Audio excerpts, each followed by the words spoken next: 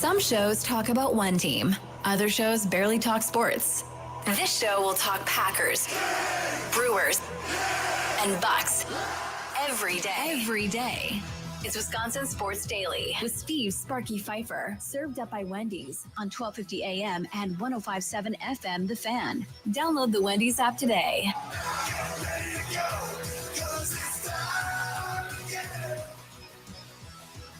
Welcome in. It is Wisconsin Sports Daily. See Sparky Fifer with you. Charlie Usen, other side of the glass. We broadcast live from the 1250 AM and 105.7 FM The Fan studios, powered by the Potawatomi Sportsbook. Hope y'all are well here on a Tuesday. It is Tuesday only. There for a little while today, I thought it was Thursday. I was like, oh, man, weekend's going to be here after tomorrow, and, man, we're good. And it's not. It's Tuesday. It's not going that fast, Sparky. Come on. There's really nothing good about Tuesdays. What do you mean? Taco really? Tuesday. Like Wednesday, you're, hump day, okay, you're midway through the work week. Thursday, everybody goes out because Friday's the last day of the week. And then Friday, half the country leaves work early and they work a half a day on Friday. Some don't even work if you're in sales. So then it's, Friday, Saturday, Sunday, 3 days. And so you're looking. And Tuesday, it's just like, Taco Tuesday. You have to watch some playoff baseball today. I mean, there's lots of good things happening. If the Cubs lose, that would be good. Yes, I agree with that. We'll talk about the Cubs and Padres and who you're all rooting for as we get ready to see who the Brewers are going to play. We'll do that coming up in the second segment. Andrew Wagner, Forbes Sports Brewers writer, presented by Focus Baseball. If you're looking to sign up for your kids for fall mini camps, whether it be baseball or softball, check them out today, focusbaseball.com. Andrew Wagner at 3:20 as the Brewers are doing their workout this afternoon. And then coming up at 4 o'clock, Pete Doherty of the Green Bay Press Gazette. We'll talk to him about this latest Packers fiasco in Dallas against the Cowboys, a 40-40 tie. Talking right now or soon is going to be Matt LaFleur. The Packers head coach. Play some clips for that coming up in the 4 o'clock hour, too. I want to first start off talking about a topic that we tried to get to for 2 hours yesterday. Pretty sure that's the first time it's ever happened on this show. We're like, for 2 hours, I kept teasing the same topic, and for 2 hours, we never did the topic. So when we had our show meeting today, we're trying to figure out, what we're doing, what we're not doing, so forth, and going through the whole thing, I was like, we're leading with the Jordan Love topic because we teased it for 2 hours and never got to it. I don't want to put it somewhere else in the show and then blow it off and never get to it today either. So Jordan Love throws for 330-plus yards. It's beautiful. Jordan Love, 3 touchdown passes, all to his guy Romeo Doubs. Beautiful. Packers offense scores 40 points. Amazing. Right? All good stuff. Good. Packers offensive line, not great. Maybe you can say they got better towards the end of the game to a certain degree. At least a couple of guys that are the new guys that are in there. Jordan Morgan, obviously, at left guard, and Dillard at right tackle. Maybe you could say they got better as the game went on. Dillard was the second-rated run-blocking tackle in the NFL. Kennard, not Dillard. Kennard. Or Kennard, yes. Yeah. He was the second-rated run-blocking tackle in the NFL behind Penei Sewell. Good. See, there you go. Some positive attitude, right? Yesterday I was angry, and it wasn't very positive. So today we'll try to be a little bit more positive, even though this first topic may not go that way, but we'll see. So I see a lot of people, social media, talking about Jordan Love. Everybody can shut up about Jordan Love. Don't want to hear about Jordan Love not being a top 10 quarterback. I don't want to hear about Jordan Love not being a top 8 quarterback or top 7 quarterback or whatever the case may be. But the point of the fact is, after the Cleveland game, when everybody was all mad at Jordan Love, oh, see, he's not your guy. You can't win a Super Bowl with him. All that stuff. Remember that conversation? I want to know this. In your opinion, right? Did Jordan Love play that well in that game against the Dallas Cowboys, where he deserves all the praise being given to him by everybody around the national media? Or was that game more about the scheme that Matt LaFleur had put in against the Dallas Cowboys? And the second part of this is there a difference between those two things of, yes, he played well and he deserves all the credit, or that was more scheme and you probably could put anybody in there to run that offense that they were trying to run, right? And the words game manager makes people mad, I tell you, right? If you say your quarterback, ask a Niner fan, Brock Purdy's a game manager, and Niner fans erupt with anger, right? That's what happens every time. Trent Dilfer's been called a game manager his entire career. And I don't know if Trent Dilfer cares one way or the other. Want to know why? Because he's got a Super Bowl ring. He don't care, probably. Yeah, that offense was about Jamal Lewis. Sure. That defense, Ray Lewis and all the guys that he had. Sure, absolutely. He knows what it was. Just don't turn over the ball. Don't lose a football game. I would never, ever call Jordan Love a game manager because the man takes chances. Man's going to turn over the ball. He's not a game manager. I would never, ever put him in a category of being a game manager. He's going to take shots. No, not a game manager. So that's not what this is. I don't know. 28 for 28 of his 31 completions Here we go. were behind 10 yards, Right, and but 15 of those 31 hold on. completions were behind the line of scrimmage, Sparky. Absolutely. And that's what we're getting to, right? So is it because we're talking about this game? I'm saying overall in 2 years, there's no way I ever would have called Jordan Love a game manager through 2+ years of him starting. You agree? I think on the other side of things, though, I don't know Just what answer the question. I don't Yes know or what no? I would You call. agree or I don't no? know what I would call Jordan Love over the course of the past fine, 2 seasons. fair enough. Okay. So, did he play well, or do you think this was more about the scheme itself? And is there a difference between the two? Nicolay Law, fan talking text line 414-677-1250, 414-677-1250. Facebook and Twitter at The Fan Milwaukee. Watch us on YouTube while you're at it, right? Come watch us on YouTube. Live stream our shows here at The Fan Milwaukee on YouTube. Search The Fan Milwaukee. Find us there. Or sound off with a recorded voice message on the Odyssey app. Send it in. It's free. Don't cost you anything. Do not swear. Make sure we can hear you. Make sure you're not in some loud place. As long as those two things apply and it makes sense of whatever you're saying, a good chance it will get on the air. I will tell you, in my opinion, that Jordan Love played well. That's the side of this I'm going to take. And the reason I'm going to take the side of Jordan Love played well is simple. Didn't really force balls. Wasn't forcing balls to spots they weren't supposed to be. He had a bad throw. And I will argue till the day I die that even if that ball was going for, who was it for? Wicks, I think. Even if that ball was intended for Wicks, even if that safety wasn't there, Delp wasn't there, would it have mattered in that Cleveland game? He would have bounced it in there and it wouldn't have mattered. But everybody wants to get mad about that pick. And this Dallas Cowboys game didn't really have any of that. He had the fumble, sure, but that's not scheme related or anything like that. If you look at the game, the big Matthew Golden pass, 2 receivers in the same area. That's not his fault. And he completed the pass to Golden anyhow. You look at the rest of it, he had one that probably could have been picked off. I don't think both feet were in anyhow. So even if there wouldn't have been a penalty, I don't think it would have been a pick. But outside of that one throw where the guy jumped it, that wasn't a pick. I thought he played really well. He didn't make a bad bunch of throws and got lucky that things were bouncing off guys' chests and a lot of, whoo, that could have been bad. Whoa, what are you doing? Who are you looking up there? Didn't have any of that in that game.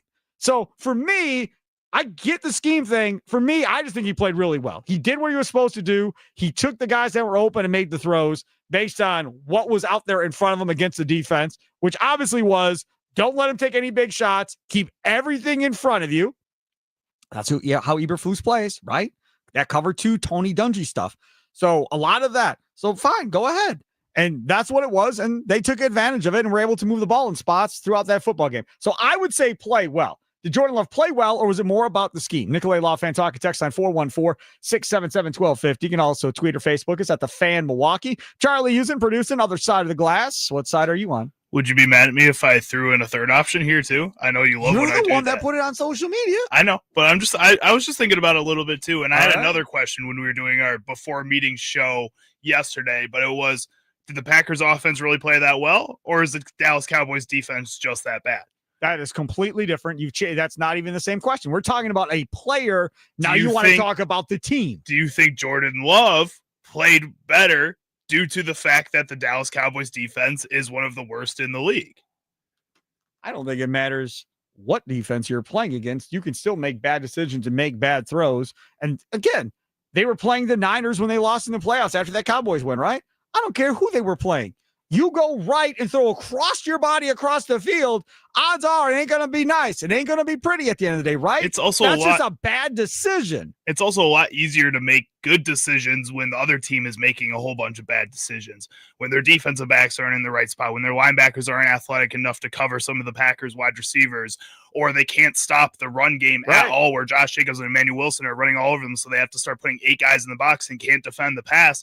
I mean, yes, Jordan Love played well in this game. He was good. He kept the ball safe for a majority of the game. 28 of 31 or 28 completions in behind the 10-yard line is good. Didn't miss one, bad. Right? He didn't miss a single one. He was 28 for 28. That's not a bad thing. Yes, it's safe. Yes, it's conservative. Yes, it's Matt LaFleur building up a scheme for this player. But the facts are is he built the scheme for Jordan Love this game. It wasn't for Josh Jacobs, which I think is probably the first time in a long time that we've seen him make a scheme for Jordan Love instead. They did definitely want to run the ball. It was about establishing the run in this game. And LaFleur said that before the game with McCarron. It was to establish the run in order to open up the pass game for them, which they haven't been able to do all season. But if we're being honest, Charlie, that's what every offense should do. Not always. Every offense is running the ball to establish the pass. Some teams are throwing the ball to open up the run. There's some teams who struggle with that side of the game too. The Chicago Bears, DeAndre Swift cannot get anything going unless Caleb Williams is opening up the field that way too, and then DeAndre Swift has a better game. Yeah, but if again, to be honest here, they don't respect him yet, Caleb Williams. I think Jordan Love they do respect, so they're going to play for Jordan. They're going to play to stop Josh Jacobs, and then kind of see what goes from there. Because the Packers, to your point, and I guess you're right. If they're playing to stop Josh Jacobs, though, do they respect Jordan Love as much? No, my point is their scheme is relying on play action, right? Like McVay, like Shanahan. So when you play these teams, if you stop their ground game and take away the element of go ahead, hand off, it doesn't matter, then that play action bite isn't as bad because you're not worried about them getting going because you stopped them the whole game. But if they start getting chunks yards, 5 yards here, 6 yards here, now that play action becomes more effective in my mind when you're on the defensive side of the ball because you have to respect that because they get going. If they don't get going early, that takes away a big element. How often are the Bears relying on play action in this new Ben Johnson offense? I can't tell you. I've watched every game, so you tell me. Not as often as some of these other teams, but I think you look at a team like Los Angeles where, yes, they would like to get the run game going first, but they don't always have to get the run game going first. And I know it helps to have a Devontae Adams and a Puka Nacua in that wide receiver room and a Matthew Stafford who has so much experience behind him and is legitimately a Hall of Famer now that he's won a Super Bowl at this point in his career. I mean, that all helps, and the Packers aren't at that level yet, but at the same time, they don't have to worry about establishing the run every single game. The Packers, I think, to get this pass game going, no matter what, have to establish the run, and you shouldn't always have to be put into that box when you think you should be a top 10 offense in the league.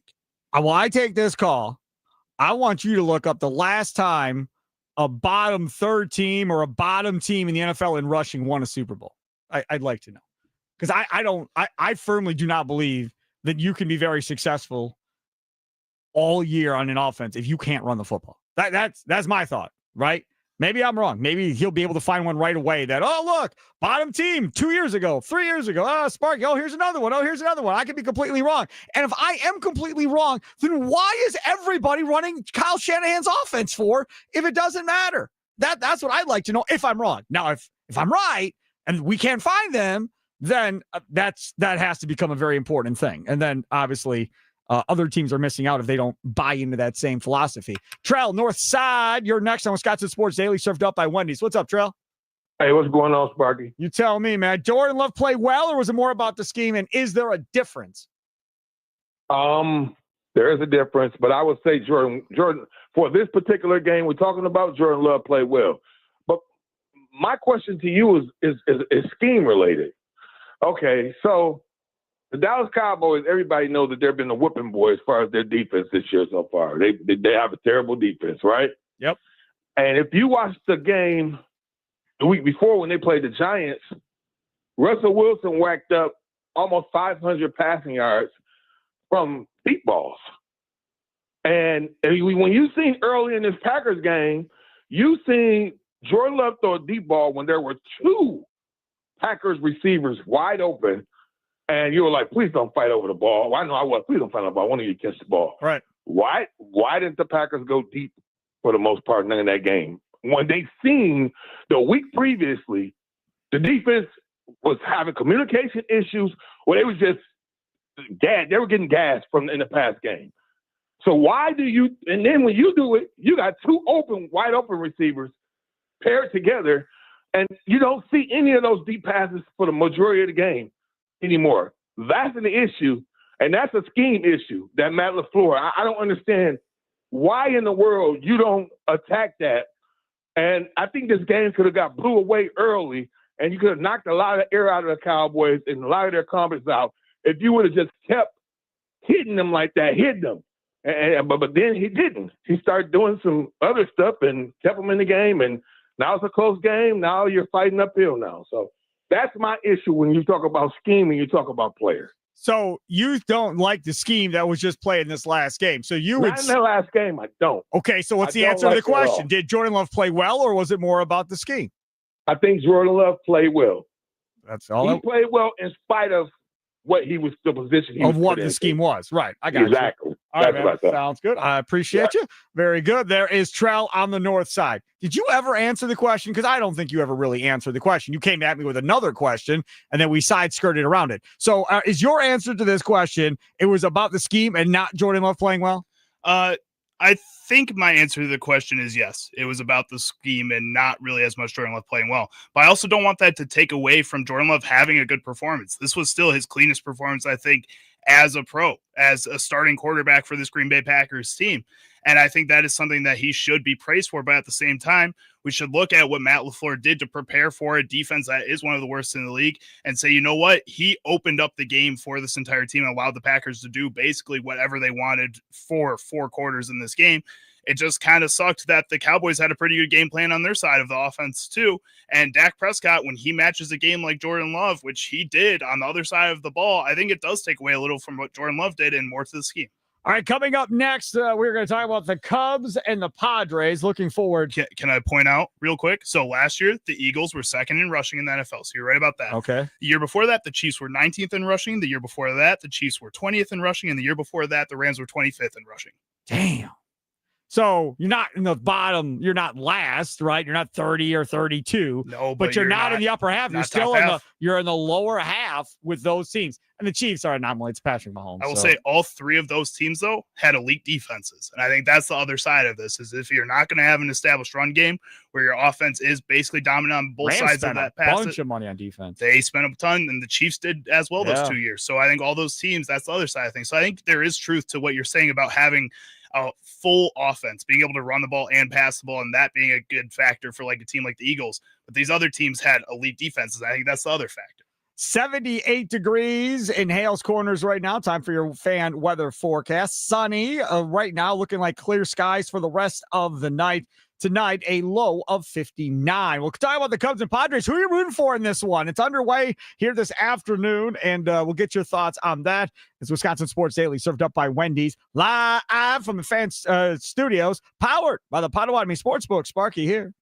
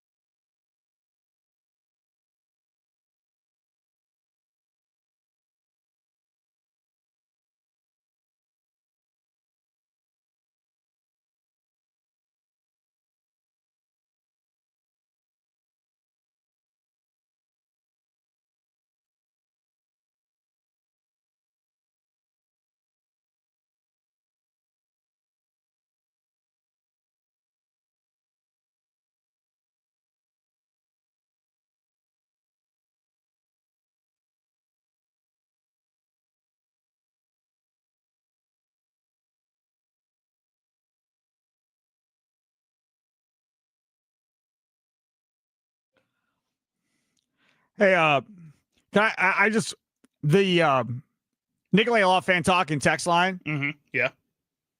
So have you heard the bit that they're doing on the Mason Crosby show with Tommy Wirtz and Mitch Thunder and Ellis? Have you seen the bottle that's sitting in here in the studio? I have not. No. You have not? No. Oh, I where'd it haven't go? paid attention to it at least. So they got a bottle. It's not in here anymore. Maybe he took it home with him. Smelling salts. Oh, yeah. Right? And these dudes are ripping these smelling salts like you would see in a football I do as game well sometimes. or Yes. whatever else, Yeah, right? They're awesome. So today he was making mentions of smelling salts, whatever. So I just saw a text message that came in. It must have come in at the end. Yeah, there it is. Yeah, you have it there. At the end of their show, it says Thomas's feet will make you jump back farther than smelling salts. That bad. Ex-mom. Oh, damn. She's outing him. Well, we don't know if air. that's his mom. It's a random phone number. His mom does text in all the time. Does she? She does. She is a frequent texter on this show. I mean, on that show earlier today, they were all talking about Mason's like, hey, when we started this show, Tommy, you were dating some chick and whatever else. We really haven't heard about your dating life. So what's going on, man? Da, da, da, da, da. Took his shoes off. Right. So That's all apparently of the problem. Oh, damn. It's horrible. Man, I'm glad my mom doesn't listen. I'm glad my mom doesn't listen to my that mom show. would probably out me for the same stuff. My mom don't listen, so I'm happy with that. I don't need any of that stuff coming my way. Okay, it is Wisconsin Sports Daily, served up by Wendy's, live from the 1250 AM 105.7 FM, the Fan Studios, powered by the Potawatomi Sportsbook. We're gonna change gears here. We're gonna get to Giannis. That's coming up in the next segment, and more of what he had to say yesterday. But I'm just curious: Cubs or Padres? Who are you rooting for? Who are you rooting for in this baseball game and in this series this afternoon? Nikolai Law, fan talking text line 414-677-1250, 414-677-1250, Facebook and Twitter at the Fan Milwaukee. Sound off with a recorded voice message on the Odyssey app. Now, this here is unfair to myself because I'm stuck with a Cubs fan on the other side of the glass. So obviously, I know who he is rooting for. She's wearing his Cubs hat today. I am going to tell you that game is 1-0 Padres right now. Runner on second, nobody out. Xander Bogaerts RBI double after Jackson Merrill had a double. Yeah, and there was a error at second base that allowed him to get to third base. So 1-0 right now, Padres, top of second at Wrigley. But as I stated before, and I will state again, there is no chance I want to deal with the Trader and the Cubs in the next round. I just don't. For multiple reasons. One, I don't want to be put in a position where they could possibly lose that series to him. That would be horrible. The other part of it is I don't want to deal with Cub fans the entire playoff series. Like, I have no interest in that whatsoever. So this show, well, I think this show, and the leadoff show for certain, next Monday for Game 2, we're going to be at Kelly's Bleachers on Blue Mound before Game 2. Tommy Wirtz will be out there with the leadoff show, and we're going to be out there broadcasting. That's going to be a lot of fun. Thanks to Sun Cruiser Vodka Iced Tea. Thank you. Charlie, I don't want to be at Kelly's Bleachers surrounded by a bunch of Cub fans partying and doing their thing and having to listen to them yelling at me while I'm trying to do a radio show or whatever. I think it'd be pretty fun. I want to deal with Cub fans. Like, I'll take my chances if people want to buy tickets to fly across the country to come to Milwaukee if you're a Padres fan. Okay. There's not going to be nearly as many Padre fans infiltrating the city of Milwaukee as there will be Cub fans. Now, the good news and all of this is this series is Saturday, Monday. Is that good or is that bad? I don't know, because if you're coming from Chicago, you only have to miss one day of work. And then you head back Monday night and you're back at work on Tuesday and you could catch both games. Now, those games, again, you'll have to get through a third party in order to get into this thing. Hopefully Brewers fans aren't stupid. And if they're going to give up their tickets, they're going to charge 4 or 5 times as much as what they're worth to make as much money on this as possible if there's going to be Cub fans at this game. But that, to me, is another element that I simply do not want to deal with. I don't want to see Cub fans walking all over downtown Milwaukee and everywhere. And I know, but Sparky, it brings in all this money to the community, and it's not bad, and it's good for the economy. And I do not care about any of that. I don't want them here. I've never wanted them here. I never will want them here. Keep them out of here. So for me, I hope the Padres dispose of the Cubs and we deal with San Diego, even though the Padres, again, are a pretty good baseball team. The Brewers didn't show them really anything in that series, pitching-wise. So I'm fine matching up with the Padres and seeing how that plays out. Far more than I am with the Cubs at this point. It's crazy that you choose to surround yourself with so many Cubs fans. I didn't Myself, choose nothing. Rami, your son. Yeah, I they're love all of us. you. I love Rami and I love my son. That is true. Yes, bad choices in life. It happens. I mean, I had nothing to do with my kid, obviously. Rami, we worked with for years, so it is what it is. I completely made the decision to hire you. So I told you right in that straight first up you interview. Yeah, yeah, and I told still you right hired you. Yeah, I still hired you. But with this, and I've talked to Brandon Snide, he's been honest with me. I've talked with Tommy Wirtz, and he's been honest with me. It's not really about being surrounded by the Cubs fans. It's more that you just don't want to lose to the Cubs in the playoffs. That's what both of them said. No. You don't feel that way at all. Not at all. No, I don't want them in my bars. I don't want them in my restaurants. But you want. I don't it want them has in my nothing grocery to do stores. with you don't want to lose to Craig Counsell and the Cubs in the second. Yes, I said that already. I led with that. I said, yes, obviously, I don't want to lose to the trader, be put in a position to lose to the trader. That was my very first point. The second point is I don't want to deal with all the Cub blue up here. That brings me to my next thing. Wouldn't it be awesome to beat him and be the team that takes him out? Yeah, sure. And It beats would the be team great. to take them out that way and to brag to all those Cubs fans that come up to Milwaukee and send them back to Chicago. Do you know what, though? I'm not stupid. They haven't gotten out of the first round since 2018.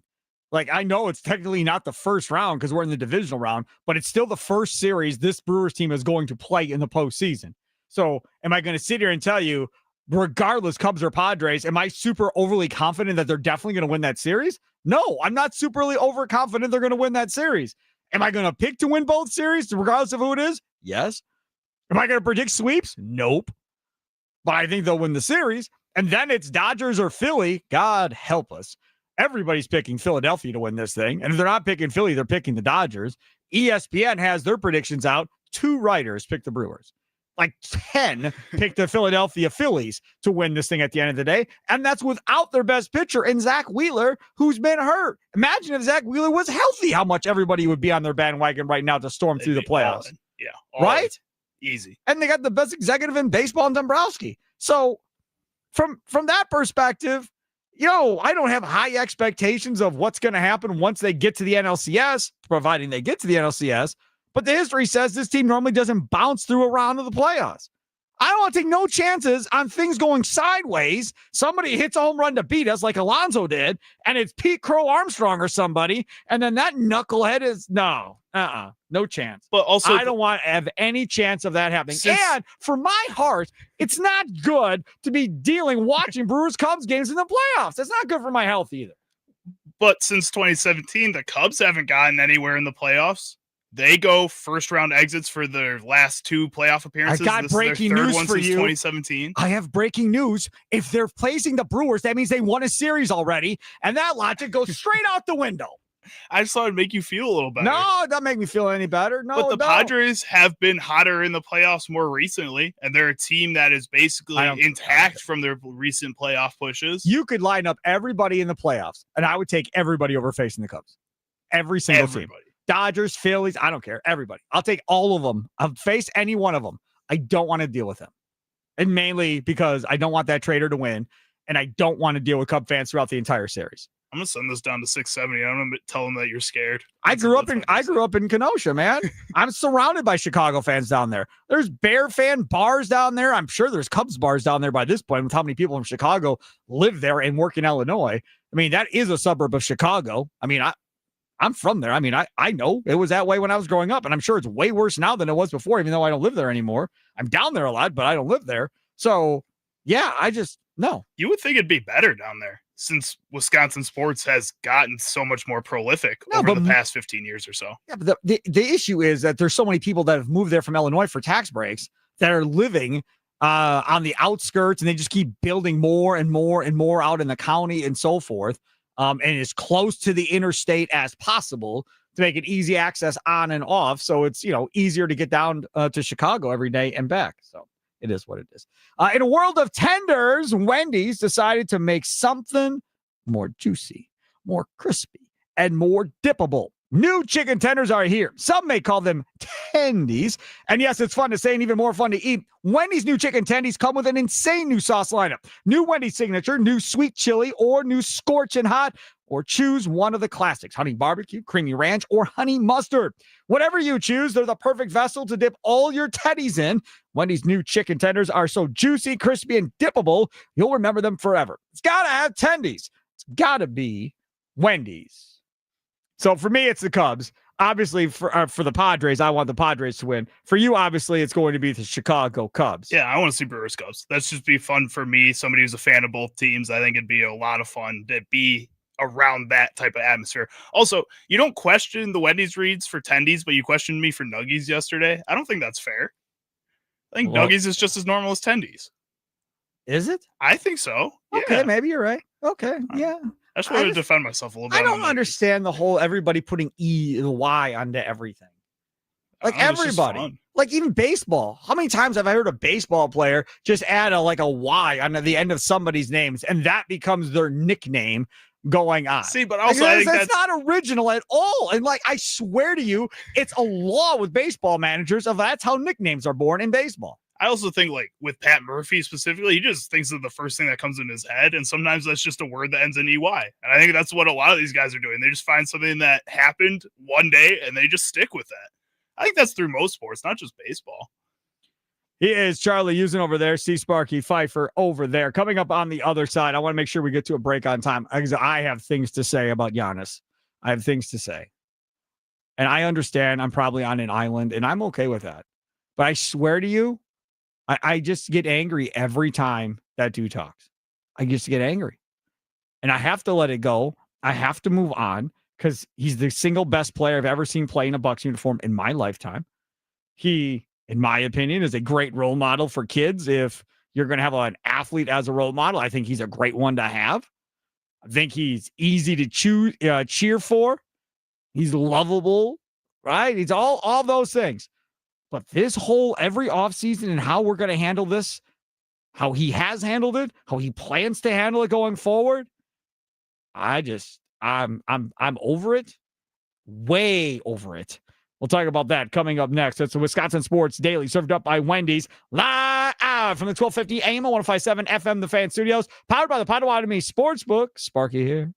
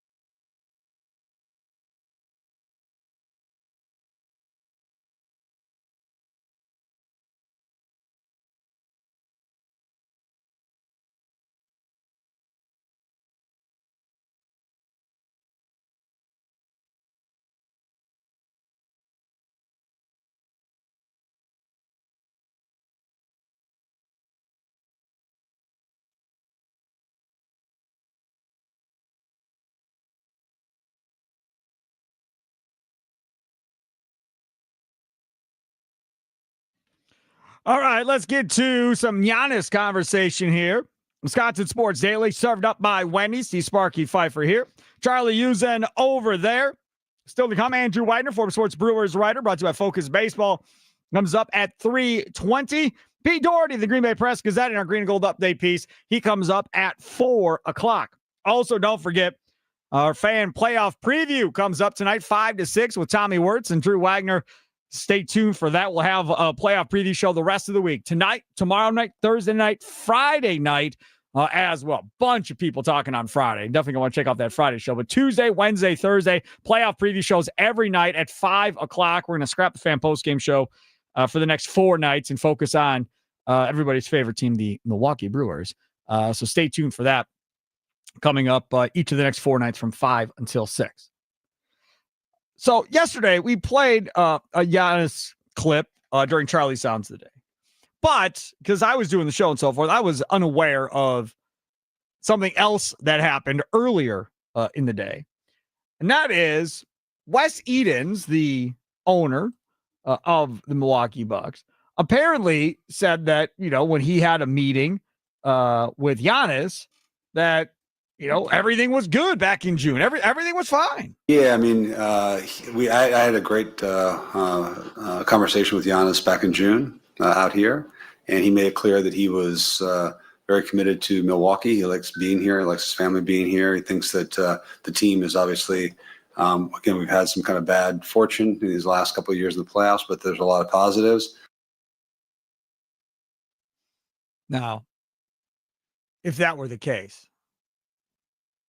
that, hey, I'm committed, man. I'm being Milwaukee, man. My family loves it here. I want to be here. I ain't going nowhere. We're good.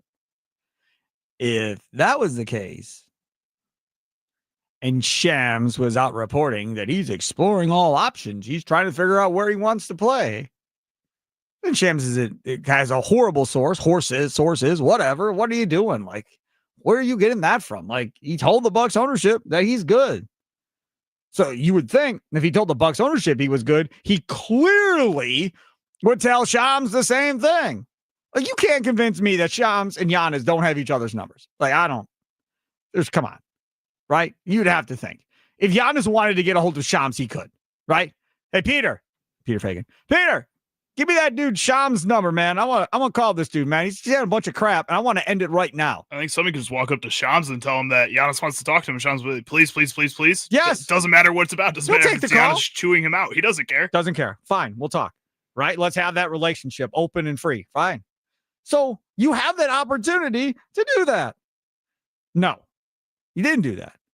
Then they get to Giannis. Giannis is on a Zoom because he's got COVID, as we talked about yesterday, so forth. And Giannis was asked by Eric Name about this whole recalling the meeting where he tells Edens that, hey, I'm committed to Milwaukee and I love the city and I want to live there, blah, blah, blah. We were talking to Wes Edens earlier. He told us about a meeting that you had with him in June where you kind of stated like you are committed to Milwaukee. I guess what kind of keeps you committed to Milwaukee, and what did you maybe see in that meeting with Wes that convinced you of their vision for this team going forward? A meeting. Say that again, Eric. I had a meeting with Wes. Yeah, you had a meeting with Wes in June. I can't recall that meeting. Cannot recall that meeting. I'm not trying to be honest. I can't recall that meeting. Can't recall the meeting. Don remembers no such meeting ever happening. Now, I listened to 9 to Noon with John Kuhn, Rami Magaloff, Brandon Snide today. And John Kuhn was like, hey, man, I guess it's possible that that meeting happened and he maybe forgot. Rami was like, hey, John, if Sparky tells me something 5-6 months, right now, and then comes back 5-6 months from now and be like, Rami, I told you. He's like, there's no guarantee I'm going to remember him even having a conversation with Sparky. And Jack Hood's like, that is not the same thing. That's just not the same thing. Like, this is an owner of a team saying that him and the best player on the team agreed that he wants to stay in Milwaukee. This was in June. There was no Miles Turner deal done. There was still Damian Lillard not knowing when he was come back. Like, this team was a disaster looking forward to the upcoming season with no hope of getting out of it. So with that being on the table and not having any clue that you're going to get Miles Turner, and again, according to the owner, hey, man, he said he's good. We're in. Let me give you my spin on it.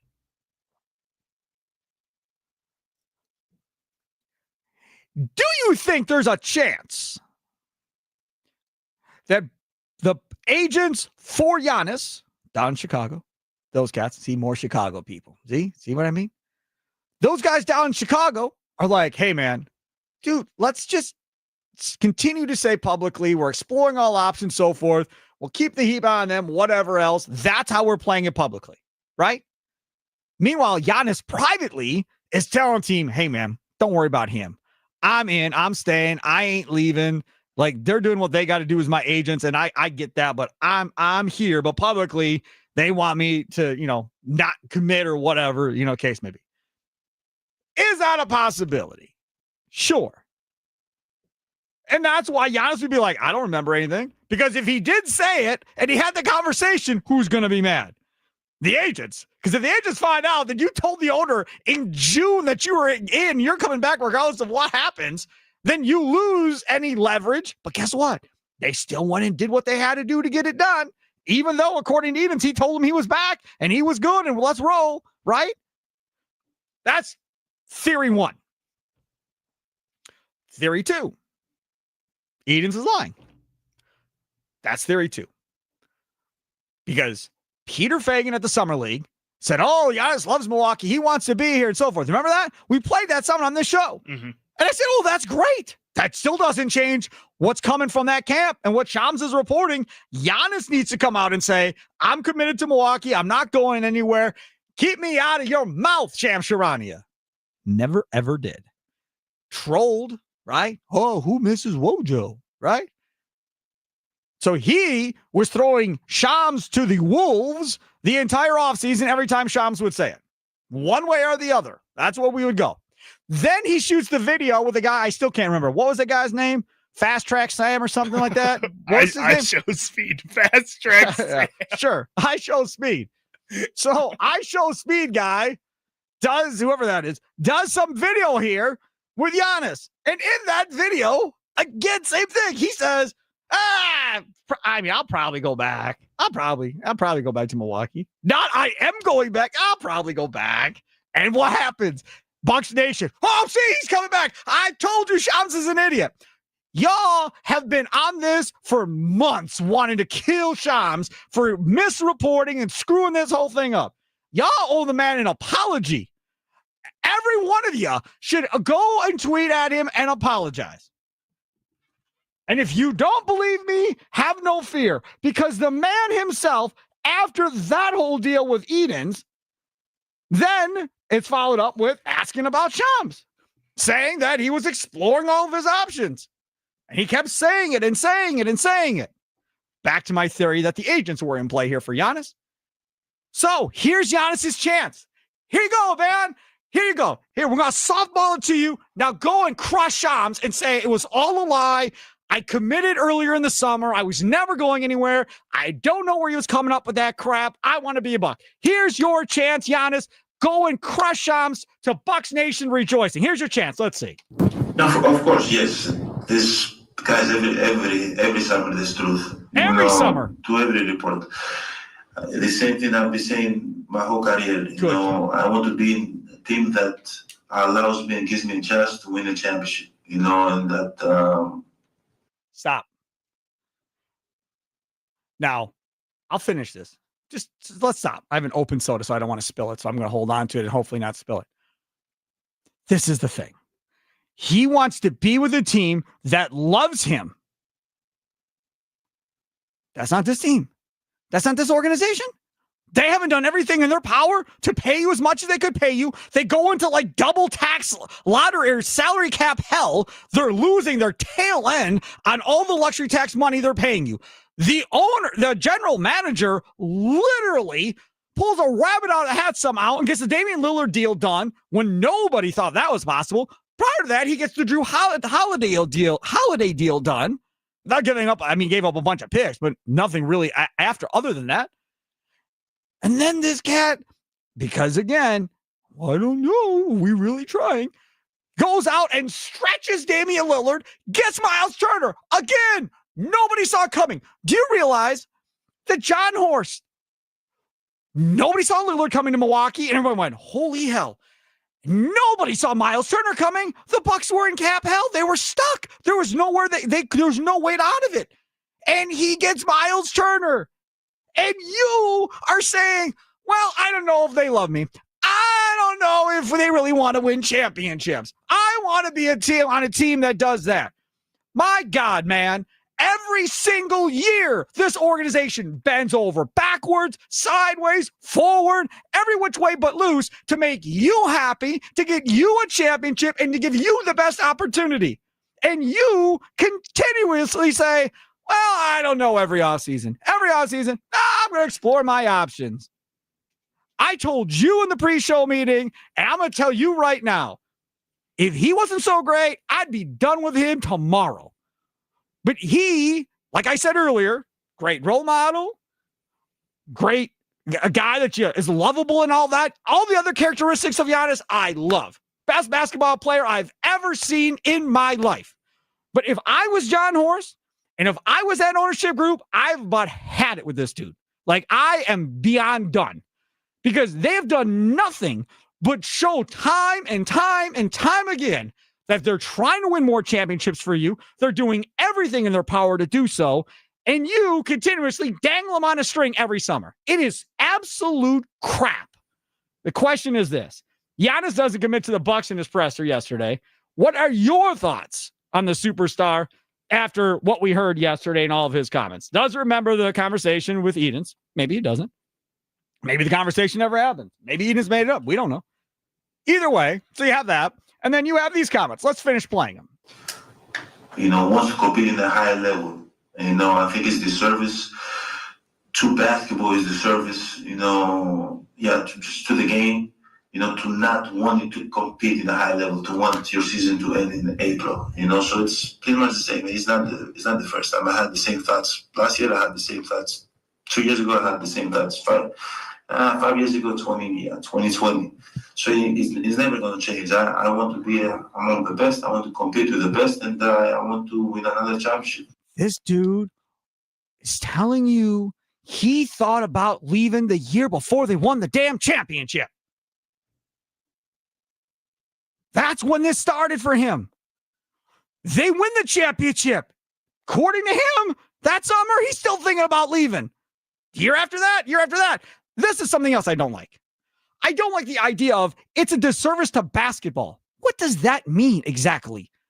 Who cares about basketball or anything about it?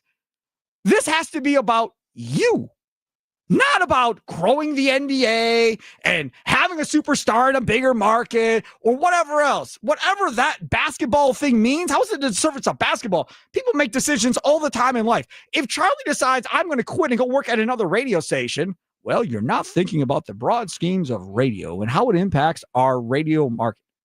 No, he's going to go do what's best for him and his family, right? He's getting married. Somebody at another radio station offers him 2 times or 3 times as much money.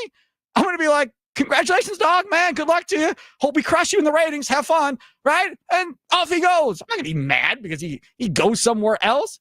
Don't come at me about, I'm thinking about leaving for the game, for the good of basketball. Like, what does that even mean, Charlie, for the good of basketball? I think that's a little unfair to compare me to Giannis, I guess, in this scenario, because if I was comparative to an NBA player, I'm basically Ryan Rollins at this point compared to Giannis. Ryan Rollins? Not AJ Green? I don't know. You can give me Derry Bird. I'll be Derry Bird. That's fine. Whatever. I mean, you go with Ryan Rollins too. Ryan Rollins, good defender. Like a young player that's still getting earlier in their career. And yeah, if somebody like the Hawks were to say, Ryan Rollins, I'll give you 3 years, $48 million. The Bucks would be like, yeah, go ahead, Ryan. Like, that's fine. Go make the money. We don't need you that much. We can figure it out. Giannis is past that point in his career right now. And I think to him, he has made his family comfortable. His family's comfortable for a lifetime. He talks about that all the time and how that's so important to him. And I think he's checked that off his list here. So I think, yes, while he should be a little bit selfish in these moments, I think his next goal is to cement himself as one of the top 3 to top 1 players in all of basketball history. And that's his goal at this moment. And a lot of those guys did that in big markets. And I'm not saying that's what he wants to do. I also think it's a little unfair that you're making it so this or that with this whole situation. Yes, that's exactly what that it is. Not exactly either what you're in that or is you're not. Not at all what he's saying. When he It said is that, what he's saying. when he said he wanted to be a part of a winning organization and said that he wanted he players is. put around him, which they do. He didn't discreetly say right there that he thinks the Bucks aren't that. That's not saying the Bucks aren't that. You're not That's thinking about going that, elsewhere. They're saying that's what he thinks about each and every offseason. He said that at the end there. He's saying that every offseason of his career that he's been a star like this, that he thinks about those things. Charlie, and that's what he wants out of an organization. He comes back to the Bucks every single year because he believes they have that there. Just stop. You don't do all this crap unless you don't think they're doing their job. If you're happy, you're not thinking about, I think I want to leave next year. And he comes back, so he thinks they're doing their job each and every year. You have to think about that each year. You're not feeding Sharania and doing all this crap all summer. You don't know it's him feeding Sharania. Really? You haven't you haven't heard anything from his agents or him that say that they're the ones feeding that information to Sharania. He said word for word what Sharania has been saying all summer. He said it word for word. And maybe Sharania has sources that do know what Jan's saying. Right. It's not discreetly them, though. Charlie, like I said before, and I'll say again, if you love where you're at, he wants a winning basketball organization, one that loves him, and then one that tries to win championships. Milwaukee has done it for every year. So what are we thinking about? I live in Wisconsin. I think about living in Italy at least once per year. Yeah. And think about going to Italy. And I'm happy in living in Wisconsin. I'm happy in the situation I'm in. But I still think about going other places, and I still weigh other options. Then you don't love it where you're at. You dream about being somewhere else that you feel like is better for you. That's not about better. It's different. You don't dream about living anywhere. Situation. I don't dream about living anywhere else. I'm happy where I'm at. I don't want to move. I've never thought about moving. But not everybody's like you. Not everybody should be like you. But that's the thing, though. That's exactly my point. Don't come at me with, well, it's got to be A, B, and C. This organization checks every box that you and that's you why check he comes off. Back and stays with this organization. He's still here. That's Has he played for any other NBA organization in his entire career? Then why not just say, I'm not going anywhere, man? I have no reason to think about going anywhere. He has every right to decide to at least look around, and he comes back. I'm telling you, Charlie, you and I are going to disagree on this. You have a wandering eye. I don't. That's the difference. I don't. If I'm happy somewhere, I'm not trying to go find another job somewhere else. I'm happy. I'm good. Let's go. This dude here has gotten everything he's asked for, and still, let me see if there's something better out there for me. I hate that. I absolutely hate it with a passion. It's Wisconsin Sports Daily, served up by Wendy's, live from the Fan Studios, powered by the Potawatomi Sportsbook. Up next, a great piece by Kurt Hogue on Christian Yelich. We'll get into the Brewers straight ahead here on the Fan.